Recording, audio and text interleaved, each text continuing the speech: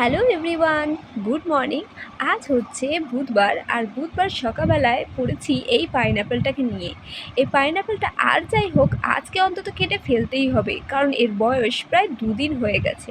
আমার বাবা অত ধৈর্য নেই, তাই তাতানের বাবাকে বললাম যে তুমি এই পাইনঅ্যাপেলটা কাটো, কারণ তাতানের বাবা বেশ খুব সুন্দর করে পাইনঅ্যাপেল একটা একটা করে ছাড়াতে পারে।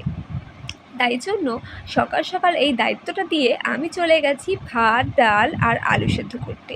কারণ আজকে ভেবেছি শরীরটাকে একটু রেস্ট দেব, কারণ এই আগের দিন অনেক কাচাকুচি করেছি, এত কাচাকুচি করেছি যে আজকে আর শরীরে কোনো এনার্জি নেই। কিন্তু সবসময় কি যেমন ভাবা তেমন কাজ হয়?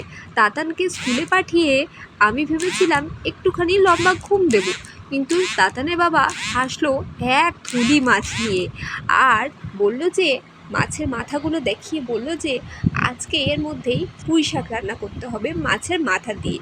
তাই ভাবলাম ডালটাকে আর এই সিদ্ধ যে না রেখে এই যে ডালটাকে একটু এই সাম্বার যে দিয়ে সোনামা, আমি একটু পুঁই শাকটা এই গাছ থেকে বাবারে, কেটেই নিয়ে আসি। আগের দিন নাকি পুঁই শাকটা তাতানের বাবার দারুণ লেগেছিল, আবার তাই হিসু করে। বাড়িতে যে কটা গাছ ছিল সে কটা গাছকে আমি তুলে নিয়ে পুঁই শাকগুলো সব কেটে মাছের মাথা দিয়ে বেশ জমিয়ে রান্না করেছি। আর তাতান যেহেতু এই শাক পাতা খুব একটা পছন্দ করে না, তাই ডাল দিয়ে আর এই নেকলেসের মতো দেখতে মাছটাকে দিয়েই ভাত মেখে তাতান আর তাথইকে একদম খাইয়ে দুপুরবেলা একটা লম্বা ঘুম দিয়েছি 4:30 পর্যন্ত। তারপর টিউশন পড়িয়ে নিয়ে উঠে তাতানের বাবা বলল আজ তাতানের পিসির বাড়ি যাবে। তো যেমন বলা আর সঙ্গে সঙ্গেই তাতান রেডি হয়ে গেল পিসির বাড়ি যাওয়ার উদ্দেশ্যে। তাতান যদি একবার শোনে যে ও পিসি বাড়ি যাবে, তাহলে তাতানকে আর পায় কে? তো তাতইকে দেখো এখানে রেডি করে নিয়েছি। তাতই একটা খুব সুন্দর জামা পরেছিল বটে, কিন্তু কিছুক্ষণের মধ্যেই জামাটা ভিজিয়ে দিয়েছে। তার জন্য তাতাইকে আরও একটা অন্য ড্রেস পরিয়ে নিয়ে আমরা সবাই চলে এসেছি তাতইয়ের পিসির বাড়িতে।